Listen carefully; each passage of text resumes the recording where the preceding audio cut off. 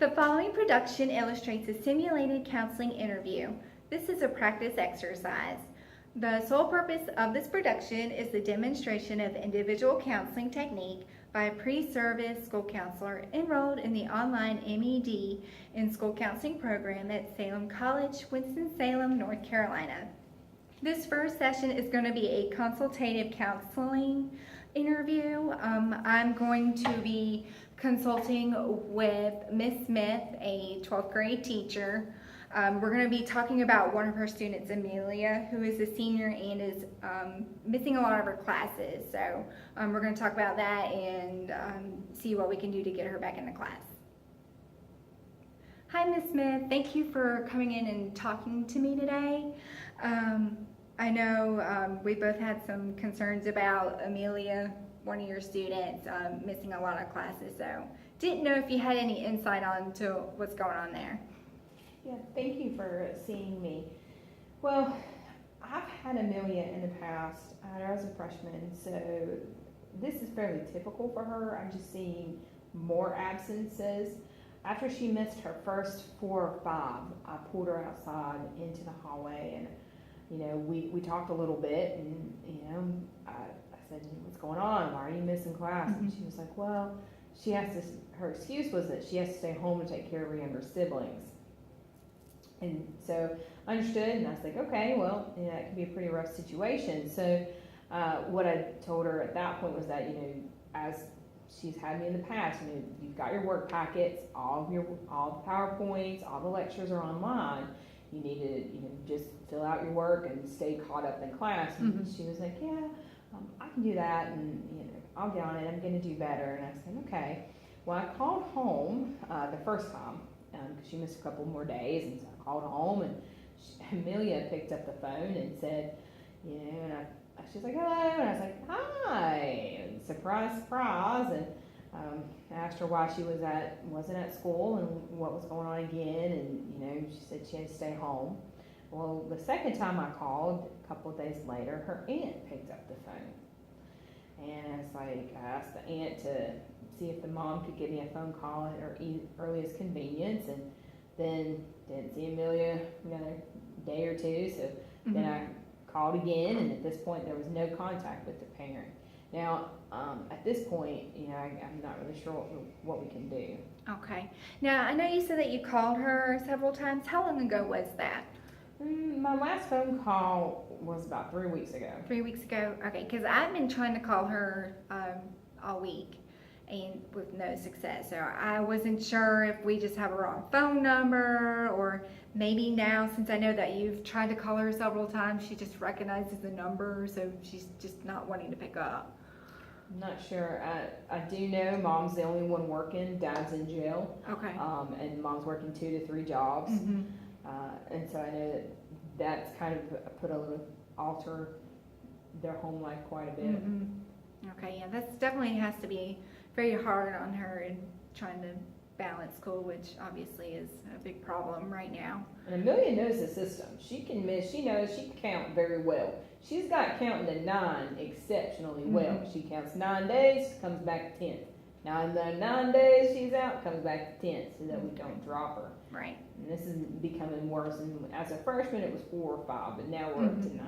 All right. Yeah, and with her being a senior, I'm really concerned about her graduating on time, especially with her missing so many classes and behind on so much work. And another problem I wanted to bring to your attention, if you have a chance to talk to her, is one of the days she came, we were working on a project, and she pulled her sleeves of her jacket up, and I noticed that there were several Band-Aids on her wrist, and actually had bled through the Band-Aids. And so I'm a little concerned that now she's using another outlet to release her stress. Okay, yeah, that's definitely, unfortunately, a common problem among kids her age. Stressful life, they feel like cutting themselves is a coping mechanism. So that's definitely something I'm going to address with her too. So I guess we're just going to have to find a way to get her in here. I know she has a younger brother. I'm going to tag him down in the hallway at some point and see if maybe we can get him to get her back in class. All right, sounds like a deal. All right, thanks.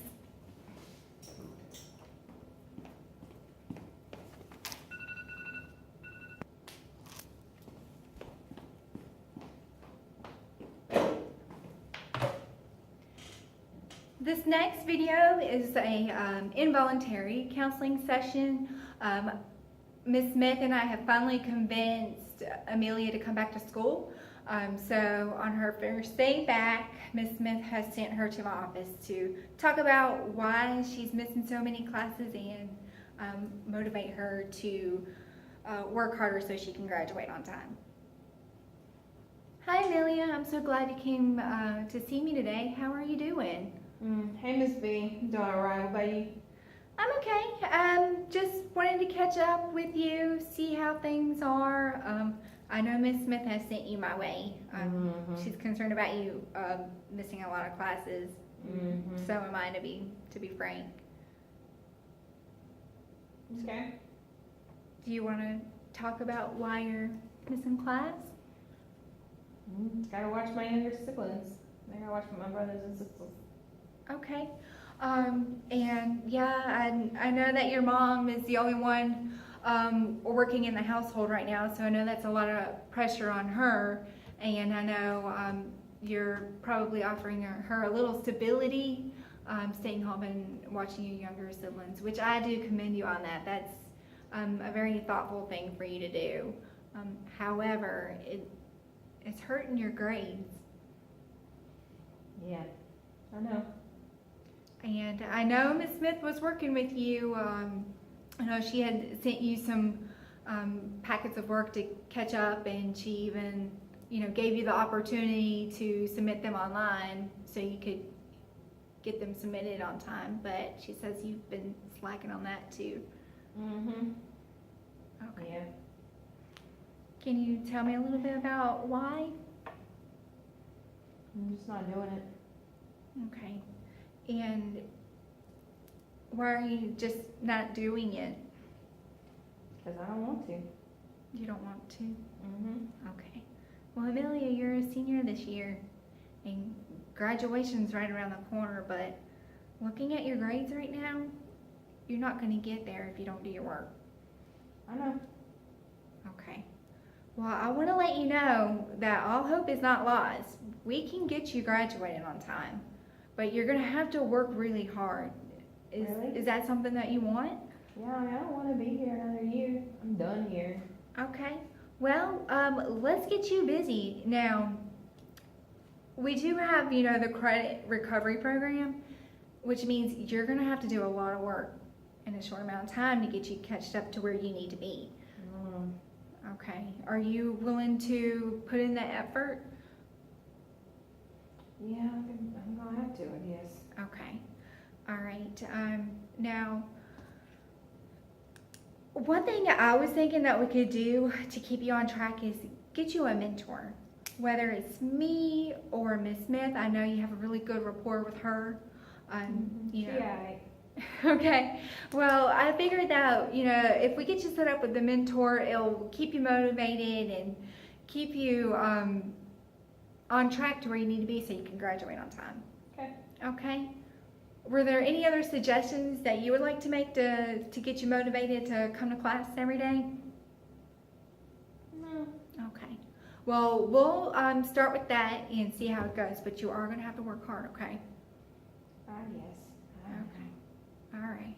Well, with that said, we'll keep track of your progress and see how that goes. Now, I do want to talk to you about something else that has come to my attention. Okay, Miss B. Okay. Now, just looking at your wrist right now, I noticed there's some Band-Aids. It looks like you've been cutting yourself. Okay. That's something that we're really going to have to discuss. Okay. Okay, because if you hurt yourself or hurt someone else, that's something I'm going to have to tell someone. It's in concern of your safety, okay? Okay. Miss B. All right. Well, we're going to talk more about that, but I do want to summarize. So we're going to try to get you to come to class every day, and we're going to get you set up with a mentor. I know you like Miss Smith, so we'll do that, and get you on track to graduate on time, okay? Okay. All right, great. Bye, Ms. B. Bye.